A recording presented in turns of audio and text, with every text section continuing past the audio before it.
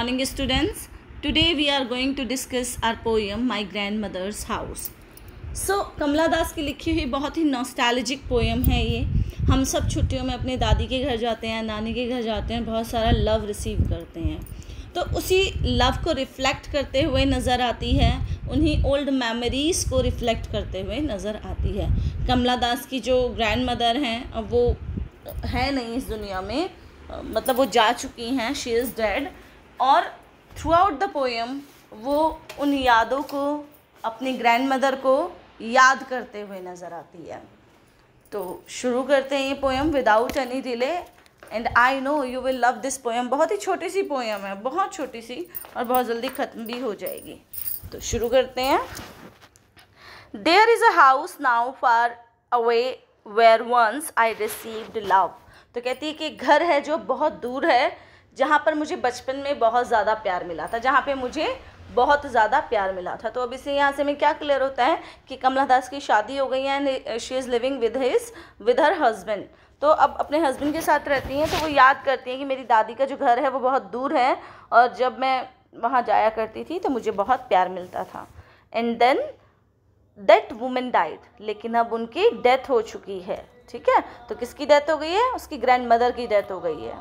The house withdrew into the silence, snake moved among books. अब वो क्या कहते हैं कि उस घर में अब एक बहुत ज़्यादा शांति छा गई है.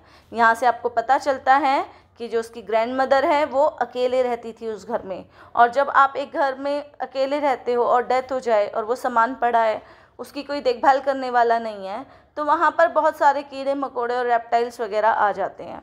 और हमें मालूम भी है, जो हमारी कमला दास है वो साउथ इंडियन थी, वहाँ से बिलोंग करती थी, तो वहाँ पे स्नेक्स बहुत ज़्यादा मिलते हैं. तो वो वहाँ पे बताती है कि अब इस घर के अंदर एक लाइब्रेरी थी बहुत ज़्यादा अच्छी सी, और उन बुक्स के बीच में अब स्नेक्स घूमते नज़र आते हैं, और बहुत ज़्यादा एटर्नल साइलेंस है, क्योंकि अब दादी माँ नहीं रही हैं. ठीक है, snake moves among the books. Snakes books के बीच में घूमते हुए नज़र आते थे. I was then too young to read. वो कहते हैं कि उस टाइम पे मैं बहुत छोटी थी पढ़ने के लिए, मैं उन बुक्स को नहीं पढ़ पाती थी. या जब छोटे बच्चे होते हैं उनको कोई खास नॉलेज नहीं होती है, मतलब इतना ज़्यादा मन नहीं लगता उनका बुक्स को पढ़ने में. तो वो कहती है मैं बहुत छोटी थी उस टाइम पे, उन बुक्स को नहीं पढ़ पाती थी. And my blood turn cold like the moon. और अब उसका जो ब्लड है वो कैसे पड़ चुका है? ठंडा पड़ चुका है, बिल्कुल मून की तरह ठंडा पड़ चुका है, बिल्कुल मून की तरह. मतलब कि उसको अपनी दादी माँ की याद आती है. तो जैसे जब हम और सिचुएशन में होते हैं तो हम ठंडे पड़ जाते हैं, या ये भी कह सकते हैं कि अब उसका इंटरेस्ट नहीं रहा है पढ़ने में, इसलिए यहाँ पर वो ये भी बोल सकती है कि मेरा जो ब्लड है वो मून की तरह ठंडा हो चुका है. How often I think of going there. तो वो कहती है कि मैं बहुत बार सोचती थी कि मैं वहाँ जाऊँ अपनी दादी माँ के घर में. To peer through blind eyes of windows. देखो, विंडोज़ की ब्लाइंड आइज़ नहीं होती. बहुत सुंदर सा पर्सोनिफिकेशन इन्होंने यूज़ किया है. ब्लाइंड आदमी देख नहीं सकता. इसी तरह क्योंकि अब उस घर में कोई रहता नहीं है, तो जो विंडोज़ हैं उन पे इतनी धूल जम गई है कि अगर आप बाहर से देखोगे अंदर तो आपको कुछ दिखाई नहीं देगा. वो विंडोज़ जो है वो ब्लाइंड हो चुकी है. तो वो कहती है कि मेरा मन करता है कि मैं वहाँ जाऊँ और उन ब्लाइंड विंडोज़ से झाँकूँ, मतलब ठीक है, उन अंदर वहाँ से झांकने की कोशिश करूँ. Just listen to the frozen air. और वो वहाँ की जो हवा है जो फ्रोज़न हो चुकी है उसको सुनूँ. और in wild despair pick an armful of darkness to bring it here to lie. और उस डेस्पेयर में मैं एक थोड़ी सी डार्कनेस जो है उसको बांध कर ले आऊँ अपने घर में, यहाँ पर. Behind my bedroom door like a brooding dog. और उस डार्कनेस को एक डॉग की तरह जैसे हम बांध के रखते हैं अपने गेट के पीछे, ऐसे ही अपने बेडरूम के दरवाजे के पीछे उस डार्कनेस को रखूं. ऐसा क्यों कह रही हैं? क्योंकि यहाँ पे डार्कनेस नहीं है, मेमोरीज़ हैं.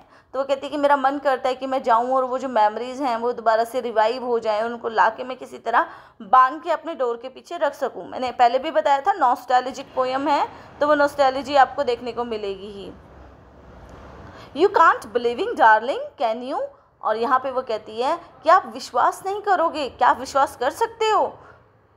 That I lived in such a house and was proud and loved. कि मैं इतने अच्छे घर में रही हूँ, मैं बहुत प्राउड रही हूँ, वहाँ पर बहुत प्यार मिला है मुझे वहाँ पर. I who have lost my way and beg now at strangers door to receive love. लेकिन अब मैं अपना रास्ता खो चुकी हूँ। मुझे प्यार पाने के लिए, जो प्यार मुझे मेरी दादी माँ से इतना ज़्यादा भर भर के मिलता था, बिना किसी डिमांड किए हुए, बिना कुछ दिए हुए, अब उस प्यार के लिए मुझे तरसना पड़ता है। इसलिए मैं अपना रास्ता खो चुकी हूँ और उस प्यार को ढूंढने के लिए मुझे दर दर जाना पड़ता है। ठीक है, फिर भी नहीं मिलता। At least in small change, कि चलो मैं सोचती हूँ कि जो प्यार है वो थोड़ा चेंज होके मिल जाए या थोड़ा अलग होकर मिल जाए, मतलब किसी और रिश्ते से मिल जाए उसी इंटेंसिटी का लव, लेकिन नहीं मिलता है। तो ये माई ग्रैंड मदर हाउस थी पोएम आपकी, बहुत छोटी सी पोएम थी, बहुत सिंपल सी पोएम थी।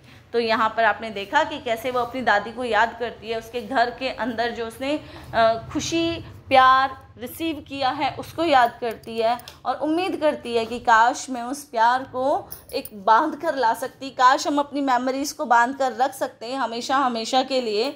और वो ये भी बताती है कि अब उसे वो प्यार कहीं भी नहीं मिलता और उस प्यार के लिए उसे दर दर भटकना पड़ता है, और वो उम्मीद करती है कि शायद इस तरह का कोई प्यार उसको किसी और रूप में ही मिल जाए, लेकिन मिल जाए। तो यहाँ पर हमारी first poem my grand mother house complete हो गई है। Thank you.